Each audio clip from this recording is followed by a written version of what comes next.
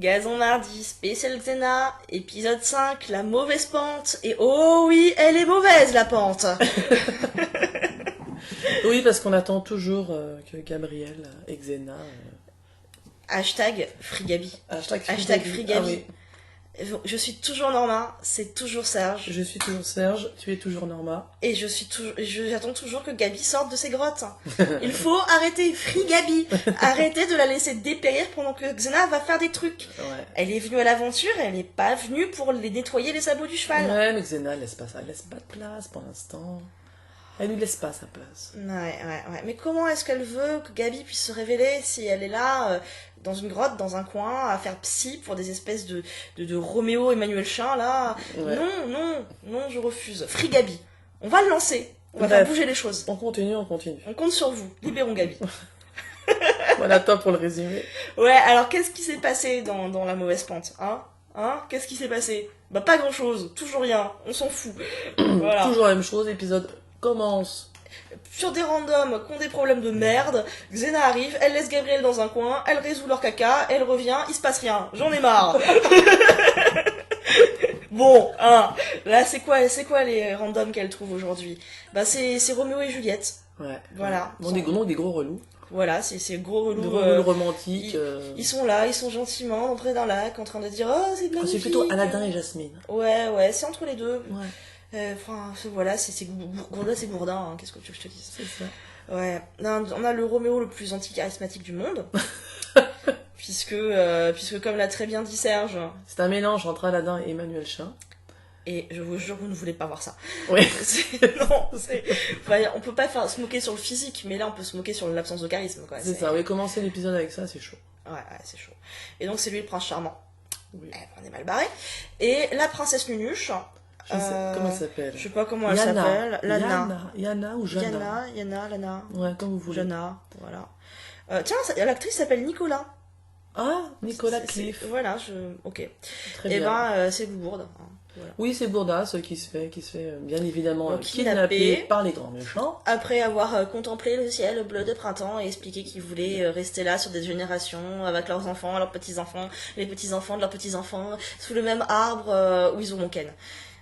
Non, parce que c'est un peu ça qu'il raconte à la fin Aladdin Chin, là. C'est en gros, oui, on pourra leur dire qu'ils ont été conçus ici, et elle est oui, non, pas tout de suite après le mariage, quand même. Bon, alors pourquoi je les appelle Roméo et Juliette? C'est pas juste parce qu'ils sont niaiseux. C'est parce qu'ils sont chacun des membres des familles qui ont été ennemies et qui se sont fait la guerre super longtemps. Et c'est encore un peu tendu du cul. Ça me rappelle un truc. Roméo et Juliette. Je les sens bout de la langue. C'est con. Voilà, donc c'est encore un peu tendu du cul et leur alliance est censée apporter une paix stable et durable. Donc quand elle se fait kidnapper, et ben ça fout immédiatement le caca. Parce que du coup les chefs ils ont envie de se retaper sur la gueule. Voilà. En pensant que c'est la famille adverse qui a dû kidnapper la gamine. Ils vont pas vérifier non plus, hein. Ils vont pas aller sur vérifier les fake news, non, c'est pas... Il y a une contrariété, on tape, hein. On va pas tourner le côté du cul. Voilà. Donc, de ces côtés-là, c'est la merde pour les randoms. Pendant ce temps-là, Xena et Gabriel arrivent dans une auberge. Là, enchantement, tout ça, comme d'habitude, quoi. Faudrait faire un compteur à auberge pourrie. Oui. Donc, elles vont aller parler à l'aubergiste pour obtenir la quête. Parce que j'ai vraiment l'impression que c'est ça, en fait. On est dans du RPG. Et en fait, c'est l'aubergiste qui donne la quête. Tu vois. Genre, allez parler à random. Du coup... Bon, là, il y a un truc un peu rigolo, parce que Xena et Gabriel arrivent dans la ville, et Gabriel continue de parler sans se rendre compte de rien, et il y a plein de gens qui essaient de les agresser. Plein de mecs relous. Oui, plein de mecs relous qui... Xena leur défausse la gueule, mais sans que Gabi s'en rende compte. Une main sur l'épaule, paf, elle fracasse le mec. Un autre mec lui fout une petite main au cul, baf, elle marave sa gueule. C'est ça. Puis après, il y a d'autres choses où elle ressort le coude, je bois un petit coup d'alcool, je ne sais pas quoi faire, hop, je prends une torche. Et hop, les bolasses. Voilà. Non, mais moi je dis, Xena, elle a un art du spectacle. Hein. Ah ouais, nickel là-dedans. C'est ça. Oui. Tout à fait. Et au lieu d'aller en cours d'acting, et ben elle apprenait à cracher du feu. Ouais. On a l'explication. Ah, pourquoi Lucie Lonet, c'est quand même une actrice un peu à chier. Elle est pas à chier, elle est bonne sur le physique et mauvaise sur l'émotion. Oui. Parce que c'est une actrice franchement, physique. voilà, c'est une actrice physique, elle est bien pour les films d'action, faut juste pas lui demander de ressentir quelque chose. Oui. C'est un peu le Sylvester Stallone de la série du dimanche après-midi sur TF1. Ouais, en fait, je peux pas dire ça parce qu'en fait, j'aime beaucoup Stallone et qu'il est quand même... Non, il faut un peu plus nuancé que Lucie Lonet. Puis lui, au moins, il écrit bien. Mais bref. Non, mais niveau visage, c'est un peu la Ryan Gosling. Ouais, voilà, ça me va. Niveau visage. La Ryan Gosling, ouais. Oui. Ça, c'est parfait. C'est notre Ryan Gosling à nous. Mais tu vois, Xena, je l'aime quand elle tape. Ah oui. C'est ça, oui. il faut juste pas qu'ils essaient de lui faire jouer quelque chose, quoi. Oui, non, mais faut qu'elle reste marave, faut qu'elle marave tout le monde, quoi. Et là, elle est nickel. Ou même quand elle arrive quelque part avec Gabriel et qu'elle est là derrière, un peu brutasse, avec son grand corps, dont elle sait pas trop quoi faire, un peu butchy et tout. Elle est chouette, tu vois, elle le joue bien, ça, c'est cool, j'aime bien. Mais non, c'est les émotions qui posent problème. Oui, ça va pas. Ouais. Mais bon, Xena est comme ça. Elle est aussi comme ça, son personnage est comme ça. En fait, voilà, c'est Batista, Xena. Xena, Batista, même combat. Ouais. Oui, c'est vrai. Donc, après cette petite scène d'action... Eh ben, elle accepte la quête. Oui. Voilà, donc elle va chercher la princesse. Oui, parce que dans la taverne, elle retrouve le Roméo, là, Emmanuel Chin. Ouais. Et qui reconnaît Xena. Alors, d'ailleurs, tout le monde connaît Xena. C'est pour ça que tout le monde veut lui maraver sa gueule. Ouais. Tout le monde reconnaît Xena. Et puis, donc, elle rencontre l'amoureux qui dit hey, Xena, tu peux m'aider, s'il te plaît? Et voilà, il lui donne de l'argent. Elle lui rend l'argent en faisant genre bah non, je prends pas ta quête. Et après, c'est une feinte, je te la fais gratos. Voilà. Et donc, elle laisse Emmanuel Chin à Gabi. Ouais. Et elle part toute seule chez les voleurs. Ouais. Pour essayer de récupérer la princesse. Parce qu'elle a tout de suite capté que la princesse avait dû être capturée par les voleurs et pas par une des familles ou un truc comme ça. Oui. Donc, elle abandonne encore Gabi. Ouais. Free Gabi. Ouais. Pauvre Gabriel. Voilà. Gabi fait psy en écoutant les géniages de Roméo. Elle essaie de lui remonter le moral, lui dire viens, on va discuter avec le roi, il comprendra que tu l'aimes et que ça ne peut plus lui faire de mal, et voilà. Elle est sympa, Gabrielle. Hein. Ouais, elle sera toujours ultra positive, mais... Toujours à vouloir aider les gens, les écouter, être la femme sur qui tu peux compter, l'épaule compatissante. Ouais. Voilà, tu le saurais, Xena, si tu passais un peu plus de temps avec elle. Oui, ouais. Free Gabi. Free Gabi. Et voilà, donc pendant que Gabi est toute seule avec le glandu, là, Xena va retourner chez les voleurs, chez qui elle a déjà été avant, qui la connaissent. Par contre, c'est les seuls de tout le secteur à pas savoir qu'elle est devenue sympa. Je pense encore qu'elle est méchante. Donc c'est les voleurs les moins bien informés de cette partie du globe. Pas fiable, les gars. On se rend compte qu'en fait, l'antre des voleurs fait aussi Hammam. Voilà, c'est le Baden-Baden du crime. Parce que elle arrive et retrouve un ancien amant avec qui elle avait eu visiblement une histoire assez longue. Le mec, c'est un ancien joueur un ancien joueur de football américain, un grand black sculptural, hyper viril et tout. Et tu sens, et en fait, ils ont vraiment eu une histoire. Tu sens que c'est un bon gars. Et c'est un bon gars, tu le sens. Oui, ils ont une histoire. Ils ont une histoire, voilà. De cul, hein. Et pas que de cul. C'est son ex, en fait. On peut le dire, c'est son ex. Oh mon Dieu. Osons-le. Tu balances un truc. Je balance. Ouais. Voilà, je balance. Marcos et Xena ont une histoire, ils se retrouvent. Donc Marcos essaie de la faire prendre un petit bain Baden-Baden. Elle dit pas tout de suite, j'ai des trucs à faire, on se verra ce soir. Ensuite, elle va essayer de faire genre... je suis encore méchante et ce que je te propose, c'est de faire un deal avec moi pour que la guerre dure plus longtemps et que tu vendes plus d'armes. Donc elle voit le chef et tout. Enfin, franchement, on s'en fout, quoi. C'est long, c'est chiant, ça sort les rames, tu sais. Enfin, voilà. Et tout ça pourquoi? Parce qu'il n'y a pas Gabriel. Mais oui! Tout ça pour ça. Mais oui, Xena seule, c'est pas intéressant. Gabriel seule, c'est pas intéressant. Ce qui est intéressant, c'est quand elles sont là ensemble. Voilà, Free Gabi. Free Gabi. Donc on s'emmerde. On retrouve notre Juliette éplorée là qui manque de se suicider en sautant du premier. Mais Xena vient faire sa psychologue en lui expliquant hey, je suis gentille. Du coup elle saute pas. Je suis déçue. Ensuite, Juliette explique qu'elle voulait sauter parce que le grand méchant il voulait la niquer dans les bains. Donc Xena explique au grand méchant qu'elle a plus de valeur si elle est vierge. Sans blague. Donc du coup, elle donne rendez-vous à la nunuche le soir pour essayer de se barrer avec.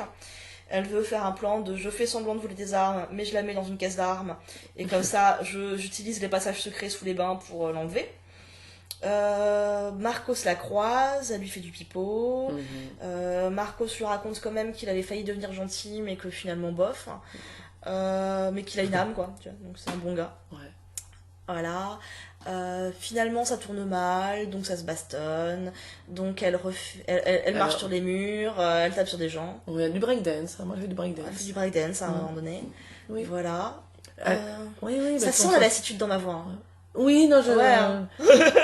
Mais Frigabi. Frigabi. Oui, Frigabi. Ouais. Breakdance, moi, j'ai beaucoup comment tu sens qu'elle vit dans la rue, quoi. Elle vit dans la rue, Xena. Un peu un petit côté... C'est une fille de nos quartiers.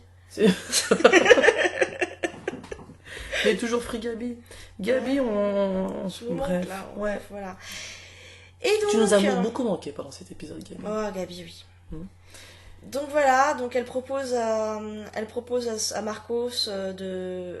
Ah oui, j'ai sauté le passage où ils ont failli ironiquer dans les sources parce que c'est un sauna en fait. Oui, Voilà. Il y a quelques bisous qui sont échangés. À un moment donné, elle prend... Ah oui, à un moment donné aussi, elle prend un bain et c'est le grand méchant qui veut prendre un bain avec elle.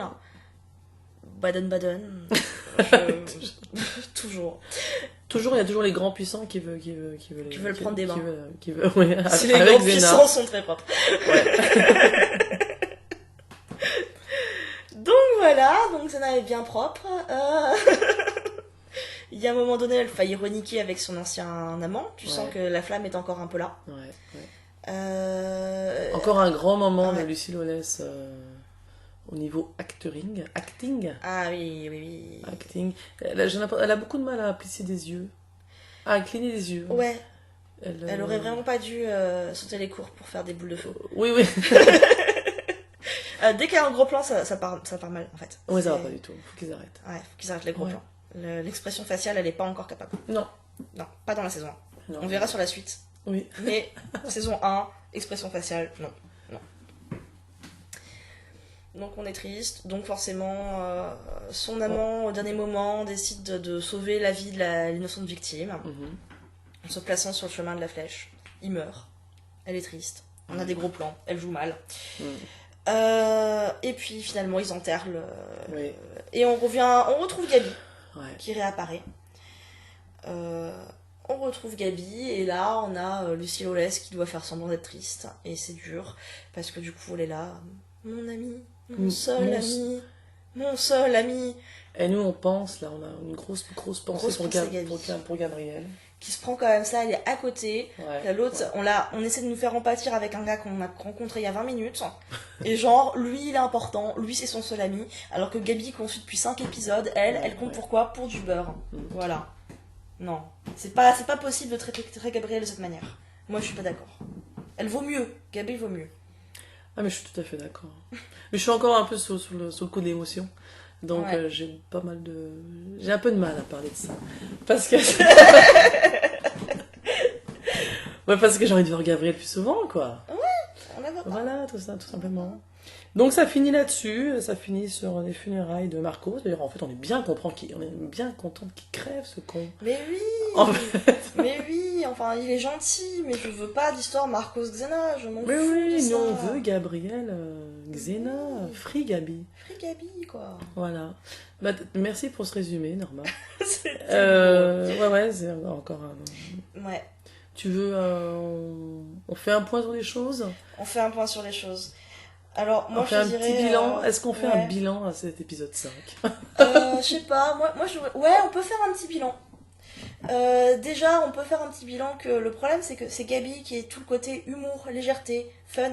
Et que comme ils ont tendance à la laisser de côté dans une grotte, et ben, t'as Xena qui prend les choses hyper sérieusement. Ouais, elle est pas fun. Elle est pas fun, et c'est des petites intrigues de merde, on n'est pas là pour les petites intrigues. Mais elle les prend genre hyper, ça va changer la face du monde.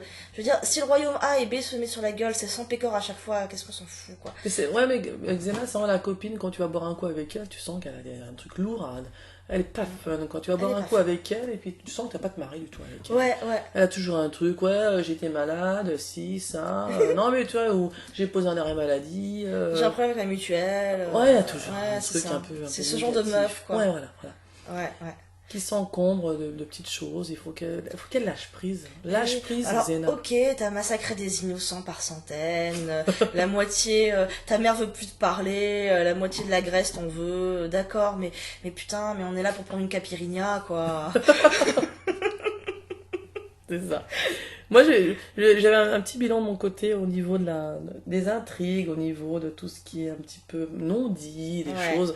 Moi, j'ai l'impression que c'est un gros film porno, cette série. Une série porno où, pas une seule fois, tu vois la baise. Ouais. Où tu sens que ce que tu vois, c'est le hors-champ. Juste avant la baise.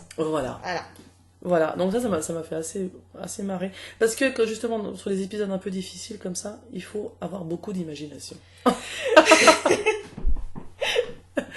Il faut avoir d'imagination, et donc voilà, c'était mon petit délire sur l'épisode 5. Ben, peut-être parce que l'épisode 5 m'a vraiment ennuyé aussi, j'ai eu le temps de regarder le montage, qui est vraiment, vraiment catastrophique. C'est des faux raccords toutes les 20 minutes. Enfin, toutes les 20 minutes, toutes les 2 minutes, tous les 20 plans, je sais pas.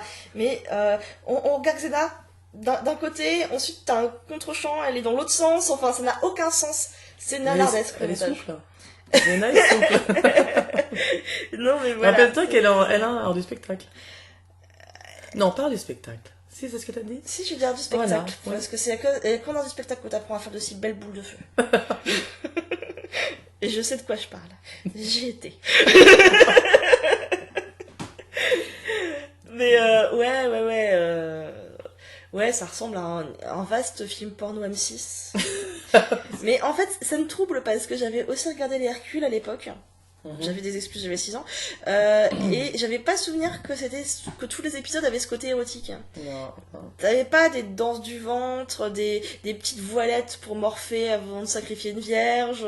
T'avais pas des bains. Est-ce qu'ils se sont fait plaisir parce que c'est 2 filles, les héroïnes? Je pense. Les petits bâtards. Voilà. Je pense honnêtement qu'il y a beaucoup de ça et c'est con parce que en fait l'érotisme de cette série ne tient pas là-dedans. Le moment où c'est érotique, c'est pas quand ils te la mettent en nuisette dans un bain.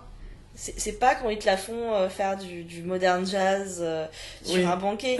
C'est quand t'as des retenues de désir quand ça discute avec Gabi, c'est ça. Oui, bien sûr. C'est ça, c'est là où ça se passe. C'est quand tu sens qu'il y a quelque chose de sous-jacent, quoi. C'est pas quand tu les mets en nuisette. Et ça me fait chier qu'ils les mettent tout le temps en nuisette. Ouais, mais on va voir. Alors, on est qu'au 5e épisode, on va voir la suite. On est qu'au début. Il n'empêche que, bien évidemment, les moments les plus intéressants, les plus... c'est entre Xena et Gabriel, quoi. C'est ça. Voilà. Mais qu'est-ce qu'elle lui a fait, quoi? C'est quoi ce plan? Elle revoit son ex et hop, Gabi n'existe plus. Oui, genre, t'es plus mon amie. Laisse-lui le temps, laisse-lui le temps. Laisse-lui le temps, elle va passer lourd. Mais je croyais qu'on avait avancé. Elle a nommé un enfant au nom de Gabriel. Si ça, c'est pas un signe de rapprochement, c'est quoi, en fait? Mais est-ce que Gabriel le sait, ça? Non. Voilà. C'est le temps qu'elle se dise les choses. Voilà. Ouais. Bref. Tu veux dire autre chose? Pourquoi? On a combien de minutes? Nous sommes à 18 minutes. Oh bah ça va, on peut vous laisser là. Mais oui, on vous laisse là. Oui. Et bientôt la suite. Hein. Même très vite la suite. On s'accroche. À plus. À plus. Salut.